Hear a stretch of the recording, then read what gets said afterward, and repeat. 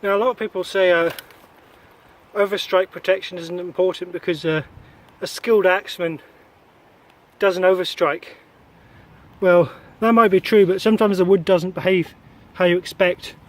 And you see here how the axe has gone in and the wood's decided to leave this nice present for you, and over time those wear out the front of your handle. So yes, most overstrikes are caused by bad axemanship, but sometimes the unexpected happens, and you know, you can bust up a handle over time. So just something to keep in mind before you comment on someone's broken handle.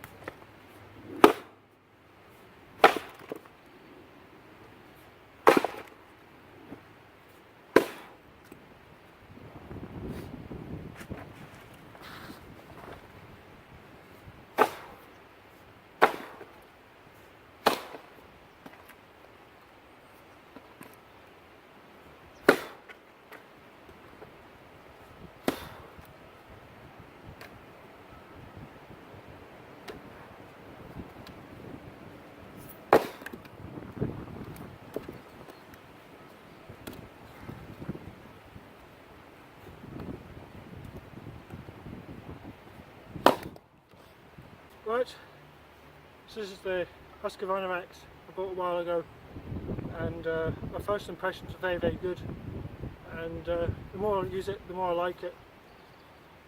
I've been using this for a couple of months now, at least. I can't remember when I bought it, but it's holding up great. Plastic's getting a bit scuffed around the head, but only a cosmetic issue. There's this sort of a coating on it, what's that, Teflon. The Teflon's starting to wear off a bit, but doesn't really matter either. But there's no signs of, you know, any major issues such as damage to the pole or damage to the handle. Really, really holding up great. I found it to be very good at absorbing shock. Sometimes when I'm doing a lot of splitting with like a thick hickory handle on a big maul, I do feel a little bit of pain in the hands at the end of the day, but with this I've had no such issue. So if you're concerned about synthetics, handles and shock, this one's not to worry about at all. Really impressive, really good. I think this is better than the Fiskars. The Fiskars has just the same thickness handle up to where it meets the head, and I think that's where they tend to break, and that's obviously going to be a stress point where it joins. But with this, with the design, they've kind of reinforced it here with like a T-bar or iron girder. They've made the same thing from plastic, thickening it up here, and they've also put a metal protector. So I think this is going to be more robust than the Fiskars, even though the Fiskars are very robust in their own way. But you know, I think this is a better design. This one actually says you can drive wedges with it, plastic and aluminium wedges, and there's absolutely no signs of wear on the pole at all. And I've done a lot of hammering of wedges with this, mainly for splitting with aluminium wedges. I do use steel wedges sometimes, but not with this axe. I use a sledgehammer then. But if you're carrying, normally I carry a couple of aluminium wedges. They're the universal type, so you can use them for felling and splitting. So really, if you're just using aluminium wedges, this is all you need. Now I found it to be a great size, with a 4-pound head and a 70cm handle.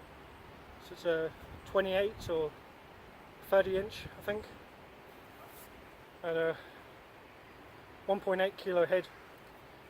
It's a very portable axe with enough power to do most jobs, but without being too big. Sometimes you need the splitting maul for heavy work, but this handles most stuff very well. For splitting, I found it to be a very good head design. It's a good all-round shape for most woods. Some of the stickier woods, it can get a little bit stuck and not have enough wedge, but you can use the flicking technique to counteract that. For chopping, I think it's perfectly suitable. It's obviously not going to be as good as one of my main chopping axes that are very thin handle and with a very thin grind as well, but it will chop as good as a stock Gransfors, in my opinion anyway. The grind is actually quite thin on the bit, so you do get good penetration with it on the softer woods, but it's not quite as good as a dedicated chopping axe. But if you're in a pinch, it will chop well. I tend to be quite rough on this axe, just because it's my main work axe. It cost me 40 quid and I'm not too worried about it getting damaged. I want to get on with the job and get the job done. I'm more concerned about wear and tear on my body than babying my axe.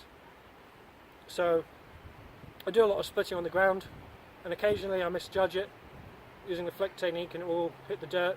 So the toe itself has got a bit of damage on it, but very minor.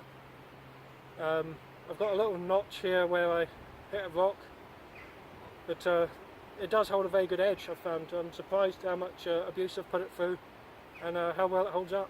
So there's no problem with the steel. What I generally do is I just leave the toe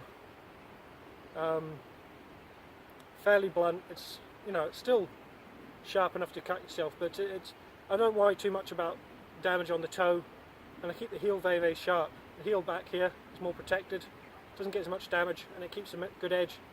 And the heel of an axe actually cuts better, so I keep this sharp, and I'll hit if I'm cutting a branch or something, an odd branch I've missed with the chainsaw, the heel of the axe is always kept sharp and ready to cut, whereas the toe I'm not too worried about.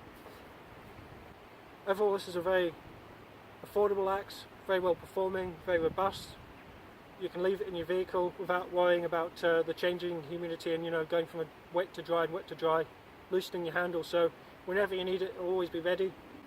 And you know, it's just a beater axe that can perform very well. Overall, this is actually one of my favourite tools. I know I've got some of the most expensive axes you can buy, but really, I'm very impressed with this, and I enjoy using it, and I'm very glad I purchased it. Originally I bought it just as a beater axe I could lend to a friend, but yeah, it's actually one of my favourite axes, believe it or not. So if you're looking for just a no bullshit all round axe that can do any task you throw at it, and you know, not break the bank, and not break your heart if it gets broken, this is it. I don't think you can do better. This is the best chainsaw axe on the market, in my opinion. It's just a well-performing tool that won't let you down.